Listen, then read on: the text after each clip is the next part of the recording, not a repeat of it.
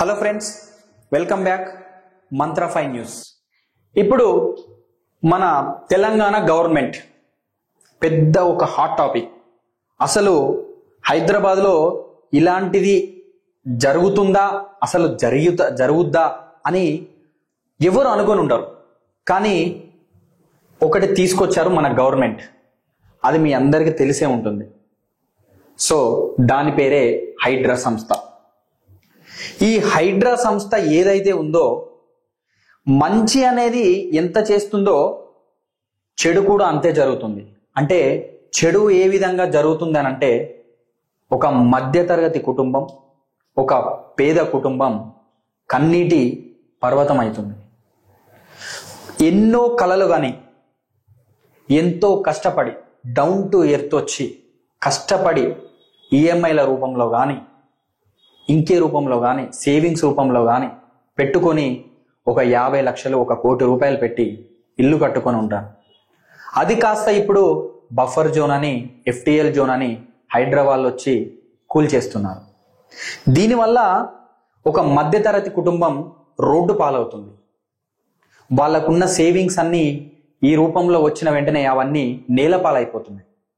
దానివల్ల ఎవరికి లాభం జరుగుతుంది, ఎవరికి నష్టం జరుగుతుంది అనేది ప్రభుత్వం కూడా ఒకసారి ఆలోచించాలి. ఒకసారి మనసు పెట్టి ఆలోచన చేయాలి. ఎందుకు అనంటే, ప్రతి ఒక్కరికి ఇల్లు అనేది ఒక కళ. ఆ కళను వాళ్ళు చాలా అద్భుతంగా నిర్మించుకొని ఉంటారు. ఆ కళను నిర్మించుకున్న తర్వాత దాన్ని మీరు ఒక నోటీస్ ఇవ్వకుండా, ఏది ఇవ్వకుండా ఒకేసారి వచ్చేసి కూల్చేసి మీరు వెళ్ళిపోండి అంటే, వాళ్ళకు తర్వాత ప్రత్యామ్నాయం ఏంటి, వాళ్ళ తర్వాత దారి ఏంటి? ఆ దారి చూపించండి.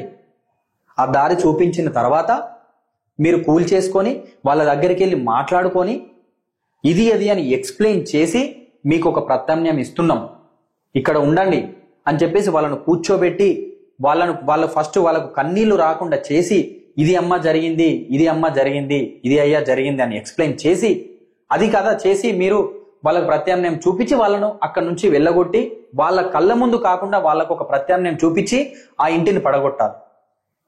ఆల్మోస్ట్ వాళ్ళ కళ్ళ ముందే వాళ్ళ ఇంటిని పడగొడితే వాళ్ళ బాడీ పైన ఉన్న తలకాయను వాళ్ళ ముందే నరికేసినట్టు. అది మీరు ఎందుకు ఆలోచించలేకపోతుంది ఈ గవర్నమెంట్? అది ఒకసారి ఆలోచన చేయండి. ఇప్పుడు ఇదే గవర్నమెంట్ ఒక 50 లక్షలకు ఇల్లు రిజిస్ట్రేషన్ చేసింది. ఒక 4 రోజుల తర్వాత అదే మళ్ళీ హైడ్రా వచ్చేసి కూల్చేసింది. మరి ఈ రిజిస్ట్రేషన్కి వెళ్లే ముందే వాళ్ళని అక్కడనే ఆపేస్తే వాళ్ళు ఆ 50 లక్షలు పెట్టి రిజిస్ట్రేషన్ చేసుకోలేకపోయేవాళ్ళు కదా. ఇప్పుడు ఆ 50 లక్షలు ఎవరికి వెళ్ళింది? గవర్నమెంట్కే కదా. ఇది చేస్తుంది గవర్నమెంటే కదా. ఈ విధంగా మీరు ఎందుకు ఆలోచించలేకపోతున్నారు? ఇప్పుడు మీరు అని ఒకటేసారి వచ్చేసారు.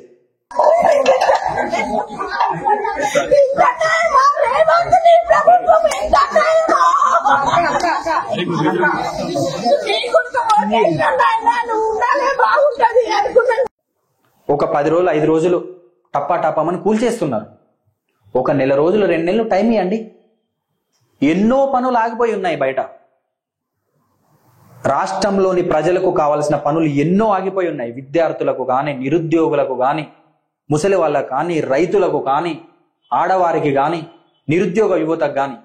ఇప్పుడు మీరు ఎమ్మటనే వచ్చి హైడ్రాను కూల్చివేసి ఎమ్మటనే వాళ్ళ బిల్డింగ్లను కూల్చివేస్తే దేశం ఏం ముందుకెళ్ళదు, రాష్ట్రం ఏం ముందుకెళ్ళదు. వాళ్ళకు ఒక నెల 2 నెలలు టైం ఇవ్వండి. వాళ్ళకు ఒక ప్రత్యామ్నాయం చూపియండి. ఆ తర్వాత వాళ్ళని ప్రశాంతంగా ఒక దగ్గర ఉంచేసి వాళ్ళ కళ్ళ ముందు లేకున్నప్పుడు అది కూల్చేయండి. ఎవరికైనా ఒక ఎమోషనల్ అనేది ఉంటుంది, ఒక బాధ అనేది ఉంటుంది. కళలు కానీ కట్టుకుంటారు ఇల్లు అనేది. అది మనం ఒకసారి ఆలోచన చేయాలి. గవర్నమెంట్ ప్రత్యేకంగా దృష్టి పెట్టాలి. మీరు చేసేది మంచి పనే, చెరువులను ఆక్రమించిరు చేసిరు. కానీ దీంట్లో బిల్డర్, అసలు ఆ బిల్డర్కి ఎందుకు ఇచ్చారు? ఆ బిల్డర్ ఏ అధికారికి? ఇక్కడ అన్ని తీసుకొని రావాలి.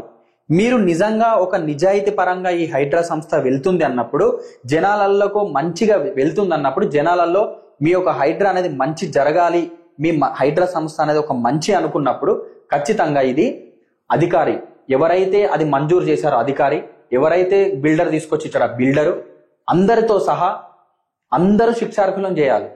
ఎందుకు పర్మిషన్స్ ఇచ్చారు, ఎంత డబ్బులు తీసుకున్నారు, ఇప్పుడు వీళ్ళని ఎందుకు ఇంతగా లాస్ చేస్తున్నారు? ప్రతి ఒక్కరికి మీరు సమాధానం ఇవ్వాల్సిన అవసరం ఉంది. ఏదో వచ్చామా కూల్చేసామా వెళ్ళిపోయాం అన్నట్టుంటే జరగదు.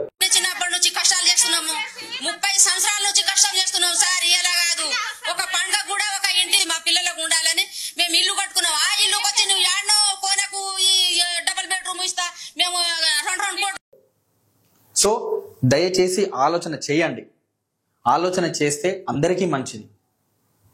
హైదరాబాద్ డెవలప్మెంట్ అవ్వాలి అని అంటే ఖచ్చితంగా మంచి మంచి సంస్థలు రావాలి. మంచి మంచి సంస్థలు రావాలంటే రేపు మీరు ఇది చేస్తున్న పనికి ఏది బఫర్ జోన్లో ఉందో, ఏది FTLలో ఉందో ఏది తెలియదు. సో దానికోసం ఒక కమిటీ వేయండి. ఇది ఇక్కడ ఇది ఉంది, ఇక్కడ ఇది ఉంది, ఇక్కడ ఇది ఉంది అని చెప్పండి. కొంచెం టైం తీసుకోండి. ఏది హడావిడిగా చేయొద్దు. ఏది హడావిడిగా చేస్తే ఏది నిలవదు. ఫస్ట్ ఆఫ్ ఆల్ హడావిడిగా చేసింది ఏది నిలవదు. కొంత టైం తీసుకోండి. టైం తీసుకొని నిదానంగానే చేసుకుంటూ వెళ్ళండి. చేసే మంచి పనే కాబట్టి నిదానంగానే వెళ్ళండి. 5 సంవత్సరాలు ఉంది మీకు, కమింగ్ 5 years ఉంది మీకు గవర్నమెంట్. 5 సంవత్సరాలు చేయండి. ఏకదాటికి ఒకటేసారి వచ్చి ఒక 3 నెలలనే కూల్చేస్తామంటే కుదరదు కదా.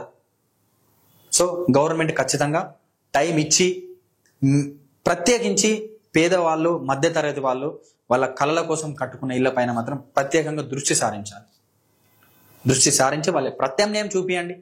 ప్రత్యామ్నాయం చూపించి అప్పుడు వాళ్ళకు ఓకే అనుకున్న తర్వాత మీ ప్రాసెస్ ఏదైతుందో ఆ ప్రాసెస్ చేయండి.